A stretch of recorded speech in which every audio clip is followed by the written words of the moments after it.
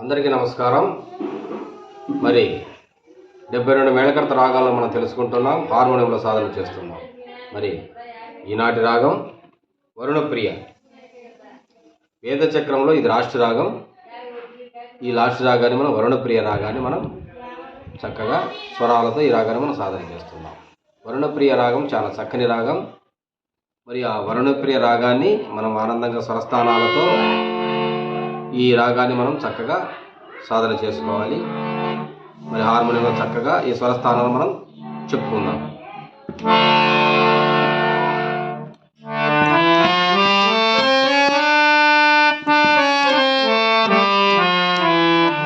మూర్ఛన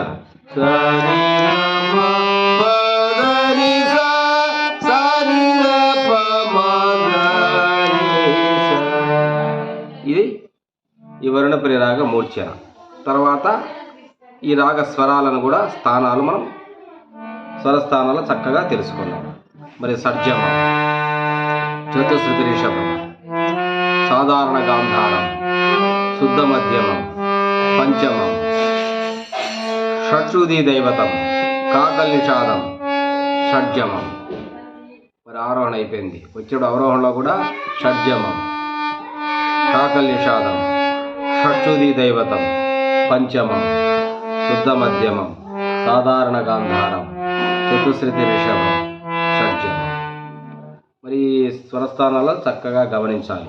ఎందుకంటే ఇలా గమనించితేనే ఈ స్వరస్థానాలు మీరు కరెక్ట్గా గమనించి వాయించగలిగితే ఆ రాగం మీకు సులభంగా వస్తుంది. మరొకసారి షడ్జమం, చతుశ్రుతి రిషభం, సాధారణ గాంధారం, శుద్ధ మధ్యమం, పంచమం, షట్శ్రుతి దైవతం, కాకల్ నిషాదం, షడ్జమం. ఆరోహణ అయిపోయింది. అవరోహణలో మన షడ్జమం, కాకల్ నిషాదం, షట్శ్రుతి దైవతం, పంచమం, శుద్ధ మధ్యమం, సాధారణ గాంధారం, చతుశ్రుతి రిషభం, షడ్జమం. మరి రాగాన్ని ఒకసారి సరళి స్వరాల్లో మనం చక్కగా ఈ రాగాన్ని నిదానంగా సాధన చేద్దాం. సరళి స్వరాలు ఎలా?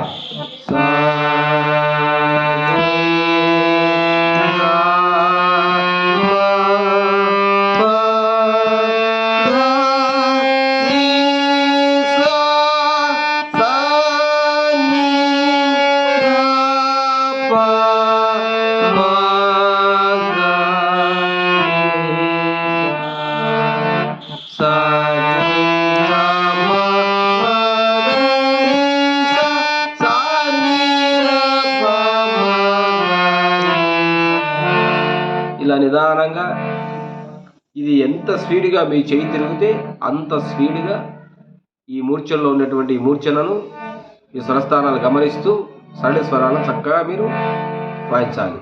ఈ వరుణప్రియ రాగంలో ఉన్నటువంటి సరళి స్వరాలను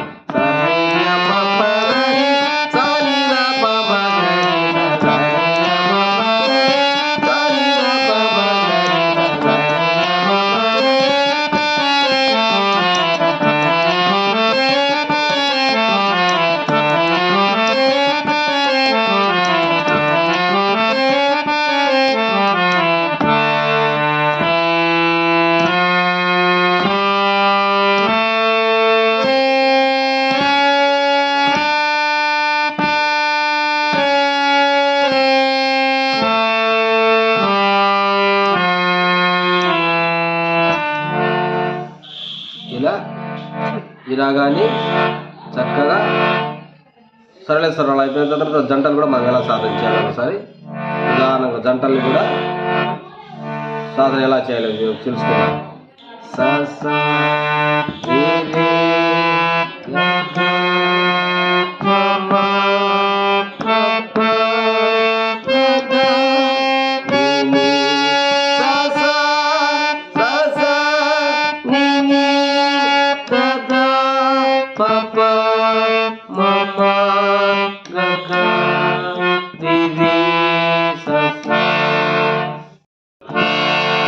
జంటలు కొద్దిగా స్పీడ్గా సాధన చేయాలి.